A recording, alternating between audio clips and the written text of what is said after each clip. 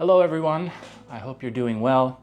To be honest, I really debated on making this video at all, but after seeing a lot of the things that are on the internet today, I really feel like I owe it as a service to you guys and as well to the nation of Thailand to just make this video and kind of talk about the facts. For those of you who may not know, yesterday, March 28th, around 1 p.m. Bangkok time, Thailand did feel the effects of a major earthquake that the epicenter was in Myanmar. And unfortunately, a lot of the things I'm seeing today, it's just something that every nation deals with, and it's the reality of our current lives. And there's tons and tons of sensational journalism going on. There's a lot of things being thrown around that are just flat not true. Now, I'm in no way intending to make this video to minimize the situation. The reality is that a lot of people are affected in both Myanmar and Thailand, especially Bangkok, and people unfortunately have lost loved ones. But between a lot of this sensational journalism and a lot of comments, messages I've received personally, a lot of people that were planning on coming to Thailand are worried now. They want to know if it's still safe. So that is the main point in today's video. And like we said, I feel like I owe it to you, as well as the nation of Thailand, to do my best to get some of the truth out there as to what this means for Thailand right now, as well as moving forward. For anybody who's curious, I am completely fine. I'm about 2 hours south of Bangkok, and Bangkok 100% seems to have gotten it the worst. There's not a ton of damage here. I didn't feel it a whole lot, although I did feel it in my condo. But unfortunately, Bangkok has gotten it much worse. One of the most dire situations is there was a 30-story building in the Chatuchak area that was still under construction that did end up collapsing. A few of the workers did end up escaping, but the vast majority was trapped inside the building. Now, of course, the Thai authorities are doing everything they can. There are tons of rescue teams on site currently. They've been there all night. They're doing everything they can to find these missing workers and do everything they can to help them. But as of right now, that situation is still very dire. Now, like we said, a lot of people who have plans to come to Thailand in the near future, they're a bit worried about this, which is completely understandable. But I do think it's really important to understand the rarity of these types of things happening in Thailand. While seismic events around the area are pretty common, when it comes to Thailand itself, usually all Thailand will experience is the aftershocks from earthquakes happening nearby in global terms. So this type of thing is really rare. And for the most part, when it comes to the grand scheme of things, once again, not trying to minimize the situation for those affected, but in the grand scheme of things, for the majority of Bangkok, things did end up being less serious. There's a lot of structural damage, property damage, and as of right now, luckily, minus that one building that was still under construction, it doesn't seem like a lot of people were affected directly. Now, of course, a lot of people, when they hear earthquake in Myanmar, Thailand, they think about the 2004 Boxing Day tsunami. Of course, that was a devastating event, but the epicenter for that earthquake was actually off the coast of Sumatra in Indonesia. And the way that Thailand's geography is just set up in the area, tsunamis are a very rare occurrence, minus the west coast that faces out into the Ottoman Sea. That area is a lot more exposed. But when it comes to the Gulf of Thailand, it is generally very shallow comparatively to other parts of the ocean, which helps. There's just not as much water to be moved. And also there are no major fault lines that go through the Gulf of Thailand.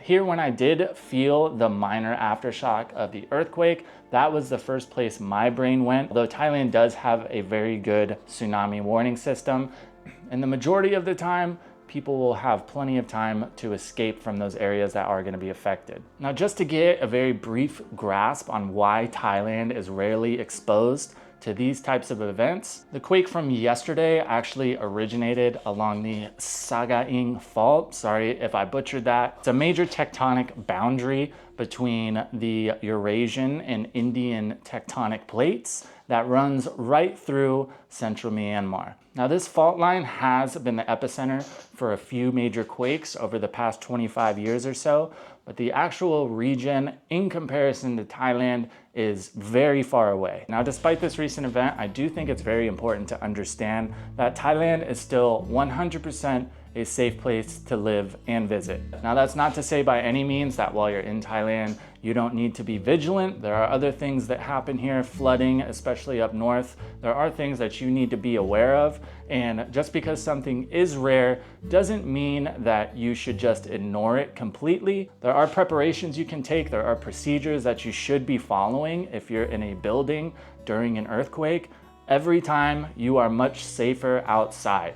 A lot of these videos that we're seeing, unfortunately, are coming from people inside of these buildings, and thank God that no other buildings fell, but no Instagram story, no update is worth a building falling on top of you. So thank God that these people that were able to film these videos didn't end up getting hurt, but especially if you're in a high-rise building.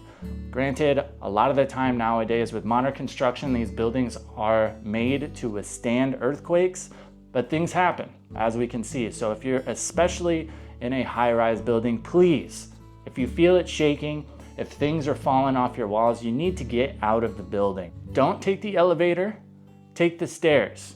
Now, with that said, if you're confident that the building is gonna come down, one of the safest places you can be is in the elevator shaft.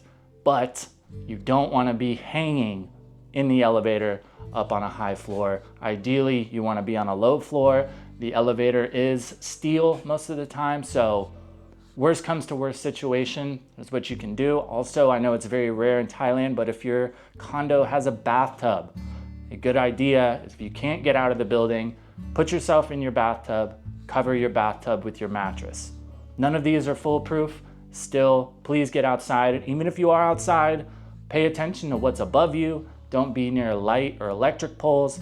Don't be hiding under a bridge. Do everything you can to get away from anything that might collapse. Now, one of my favorite things that I've learned about Thai people since living in Thailand is when it comes to adversity, Thai people band together. The amount of resources that are being poured into Bangkok right now and the rescue teams that have been out all night trying to find and save anybody that they can, it's amazing. Now, while this earthquake is of course a serious and somber event, it's important to remember the rarity.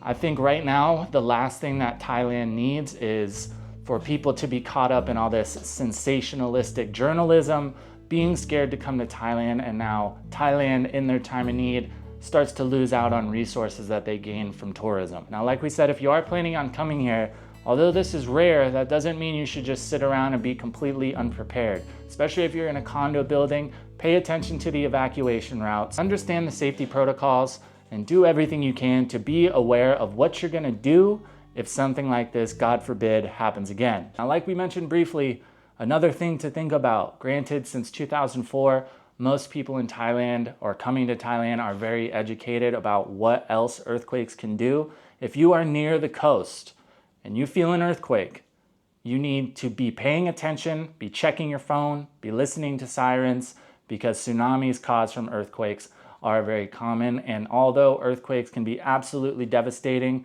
a lot of the time the tsunami ends up being much worse. To anyone directly affected by yesterday's quake, my heart goes out to you. And if you're planning on coming to Thailand soon, I have 100% faith in saying that you should still come. I don't think it's something that should change your mind about whether you want to visit or not. And with the news coming out, while Bangkok has been affected pretty majorly, we have to keep in mind that this quake centered in Myanmar. And whether you know or not, Myanmar has a lot of things going on right now as a country. So there's not a lot of information coming out, but we are pretty safe to assume that the damage there is catastrophic. The epicenter of the quake was very close to the second biggest city in Myanmar. There's a few things coming out. There was a major collapse at an airport. So we do have to take our blessings in stride that things weren't much worse in Thailand. Now, it may come as a surprise. I know looks can be deceiving, but I'm not a geologist. I don't really know what I'm talking about, but if you do have any questions about the situation, I have a lot of friends in Bangkok at essentially ground zero. Feel free to drop them in the comments. If you were directly affected and there's anything I and this channel, this community can do for you, please don't hesitate to ask. And of course, stay prepared, stay safe. And I urge you, if you are planning on coming to Thailand soon, don't let this affect your trip. Just be prepared. It never hurts to be safe. I know the tone for today's video is a bit dark, and I do apologize for that, but I think this is a very important situation to talk about, and hopefully I've helped to distribute at least some of the truth. Thank you guys for tuning in. Please say a prayer for Myanmar, and please say a prayer for those affected in Bangkok.